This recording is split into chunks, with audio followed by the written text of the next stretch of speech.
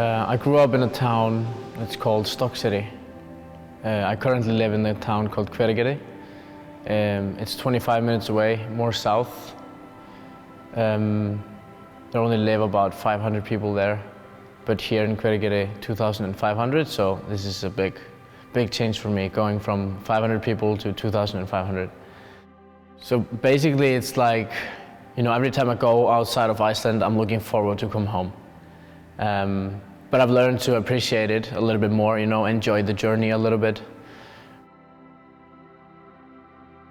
I would never say like, okay, I'm definitely gonna get a ticket to the games through the Open. So I would sign up to those competitions after the Open just to be sure to have a backup plan, even though the goal was to qualify through the Open. You want to be smart, right? So I said yes to doing the RCC.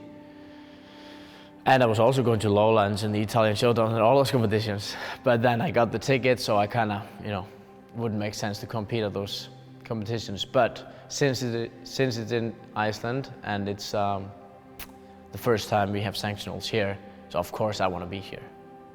I'm just shocked that one of the girls is not here. So I kind of have to make everyone proud and do the job. Now I have a ticket to the games, but still I want to be the Icelandic champion, right? I don't want to be beaten by anyone in my hometown. So that's my motivation. Like, they shouldn't be coming out here and beating me in Iceland. I'm sure Roman would say the same if I would go to Russia. Like, he would want to beat me there. So I think that's my motivation.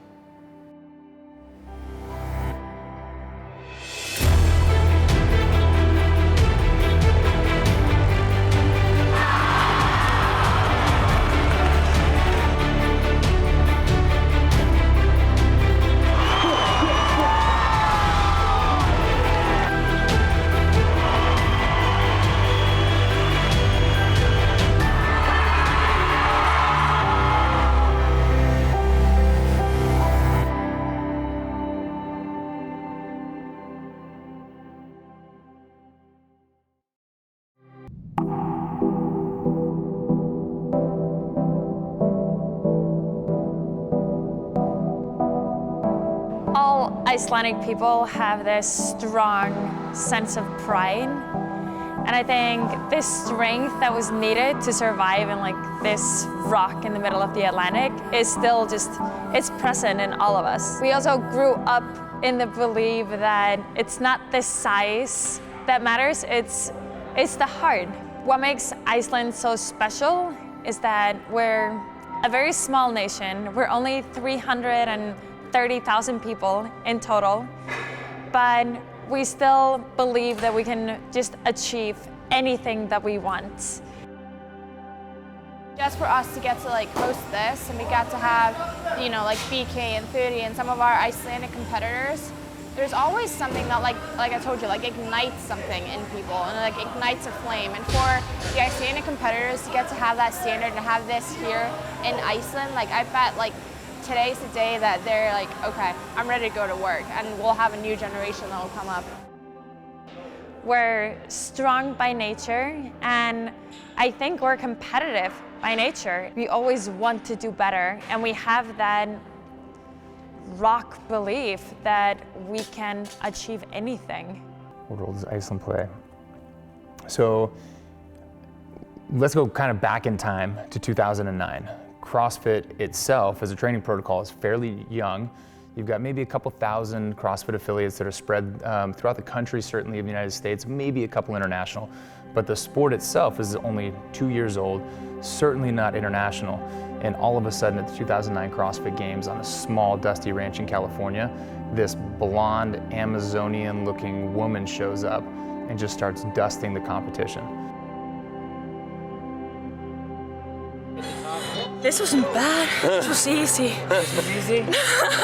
Yeah.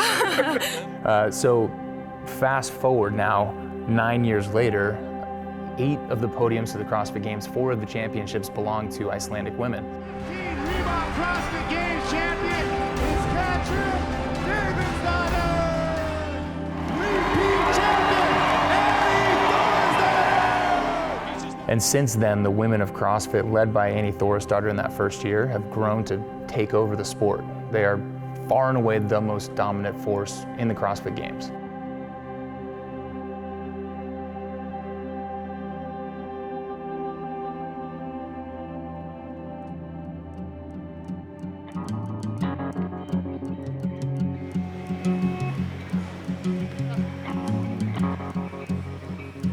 We chose a group of 5 people to come up with the programming for this event. The initial idea was to base the programming on old regional workouts and cherry pick from prior events, but it quickly turned out that cherry picking from regionals from different years was not something that was easy to do because the programming needs to fit together. And it gave me a new respect for Castro and their entire organizing crew. So it took a lot of effort to make sure that everything was balanced to get the best possible test of fitness.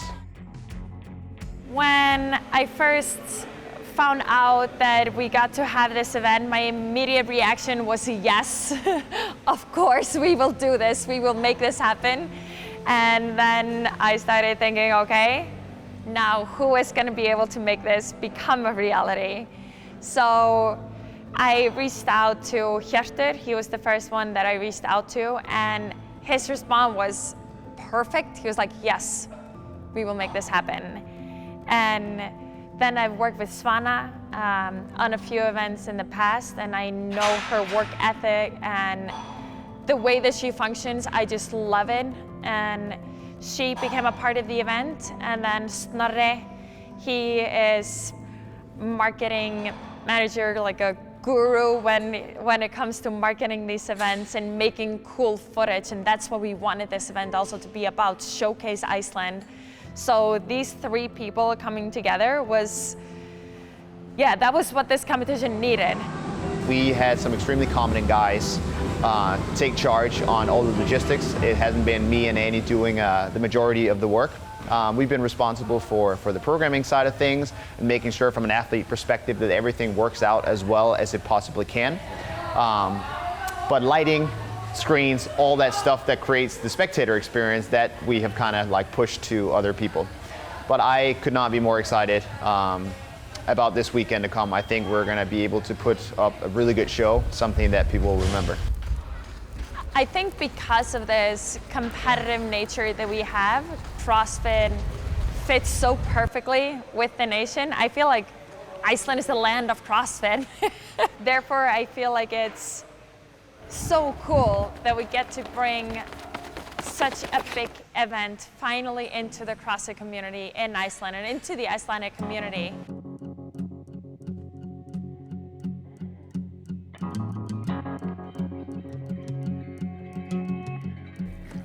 I'm actually really excited for that first event. I think it's a cool way, at least from an Icelandic standpoint, to kind of instill and kind of inject some culture into the event right off the bat. I think it's a great conditioning piece. I think it's a great test and everything.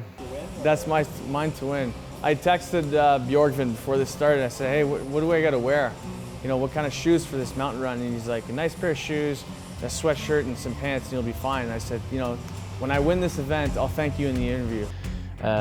So, like, I think Henrik is going to be good, really good in this. I think Roman, obviously, he just goes, no matter, he doesn't know the mountain or whatever, but he knows that the finish line is up there somewhere, so he can probably run the whole thing.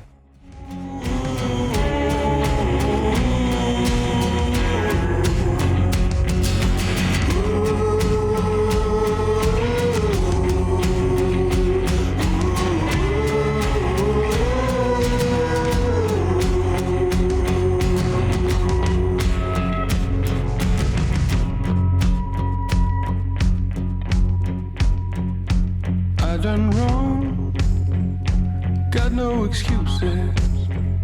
I held on for too long, but here comes the hurricane, and everybody's got a devil to drag, and everybody's got something in the bag. Show me how to hold the shattered hand.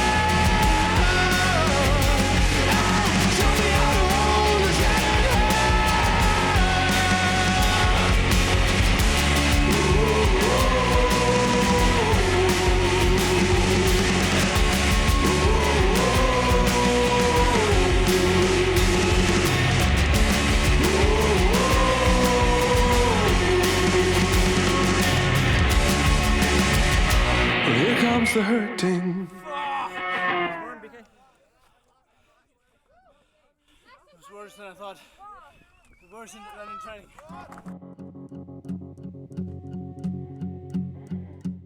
That was good, man. It was real good. Let's do it again.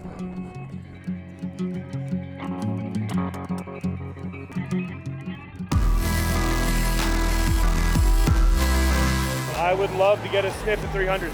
Yeah, I've never pulled 300 from the floor. I've only pulled it from the hang.